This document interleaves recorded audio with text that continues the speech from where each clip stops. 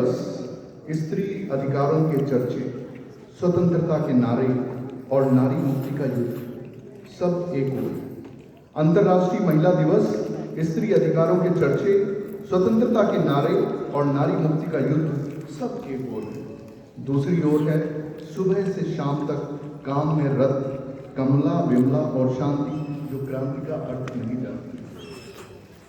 उनके लिए जीवन की इति है चूल्हा चौका, मजदूरी, छोटे बच्चों का पेट भरना और रात को शराबी पति के अत्याचारों का शिकार होना।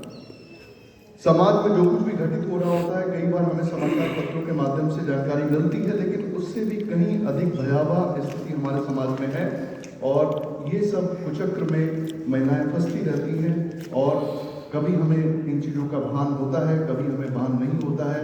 कभी हम कवियों की पंक्तियों के माध्यम से इस बारे में 2 क्षण के लिए ही सही हम कुछ सोच पाते हैं। विरोध क्या है, स्वतंत्रता क्या होती है, यह सब सोचने का वक्त किसके पास है? क्या क्रांति का विचार महिलाओं के मस्तिष्क में कभी आता है? विरोध क्या है, स्वतंत्रता क्या होती है, यह सब सोचने का वक्त किसके पास है? बच्चे बड़े हो जाएं, अच्छी नौकरी पा जाएं, मात्र यही आस है। उनके सामने केवल क्या उद्देश्य होता है कि जिन बच्चों के लिए वो परिश्रम कर रही हैं, वो बच्चे अच्छे से पढ़ लिख जाएं, जिससे कि इस गरीबी के कुचक्र से वो बाहर निकल सकें। एक दिन मैंने कमला से पूछा, क्यों अत्याचार सहती हो? सारा दिन चूल्हे की लकड़ी से जलती हो, क्यों क्रांति नहीं करती? एक दिन मैंने कमला से पूछा, क्यों अत्याचार सहती हो, सारे दिन चूल्हे की लकड़ी से जलती हो, क्यों क्रांति नहीं करती? उसने अचरज से मुझे देखा, बोली, ये क्रांति क्या होती है? क्या यह हमें खाना देगी, पानी देगी, भूखे बच्चों का पेट भरेगी? यदि नहीं तो क्रांति का क्या अर्थ है? हमारे लिए यह व्यर्थ। क्रांति का क्या अर्थ है? हमारे लिए यह व्यर्थ है। इन 2 अति सीमाओं, विरोधाभासों में घिरा मन ढूंढता है हल कहाँ है? ढूंढता है हल कहाँ है? फिलहाल यह अध्याय खोलने से पूर्व कुछ और समस्याओं को सुलझाना है। फिलहाल यह अध्याय खोलने से पूर्व कुछ और समस्याओं को सुलझाना है। कैसे कहें कि नारी मुक्ति का जमाना है।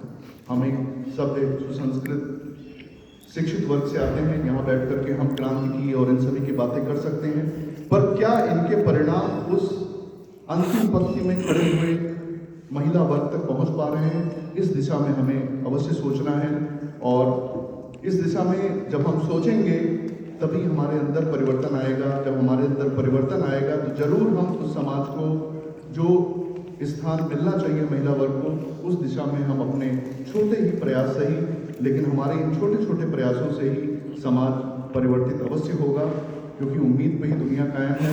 अगर हम पीछे मुड़ करके देखें तो वैदिक पीरियड में बहुत ही अच्छा समय था महिलाओं के लिए, कालांतर में परिस्थितियां भिन्न हुई, लेकिन आज फिर हम सकारात्मक रूप से महिला वर्ग के सशक्तिकरण की ओर बढ़ रहे हैं और हमें आशा ही नहीं पूर्ण विश्वास है कि आने वाला समय जब महिला और पुरुष एक साथ भारत के विकास में अपना योगदान दे रहे होंगे।